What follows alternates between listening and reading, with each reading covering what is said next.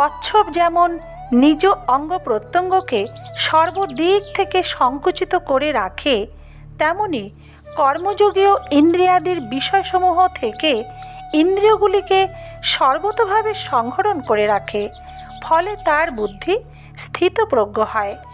অনাহারী ব্যক্তির বিষয়ভোগ নিবৃত্ত হলেও বিষয় তৃষ্ণা নিবৃত্ত হয় না, কিন্তু পরম আত্মতত্ত্ব অনুভূত হলে স্থিতপ্রজ্ঞ ব্যক্তির বিষয় তৃষ্ণাও নিবৃত্ত হয়, অর্থাৎ তার সংসারে বিন্দুমাত্র আসক্তি থাকে না।